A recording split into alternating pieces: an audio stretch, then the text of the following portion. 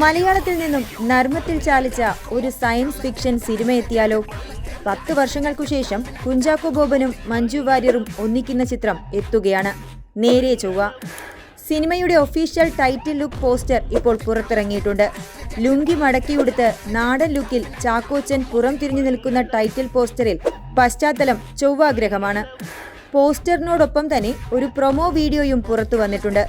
ചൊവ്വ യാത്രയ്ക്കായുള്ള വേഷവിധാനങ്ങളോടുകൂടി പ്രത്യക്ഷപ്പെടുന്ന ചാക്കോച്ചന്റെ ഈ വീഡിയോ ഏറെ കൗതുകമുയർത്തുന്നതാണ്.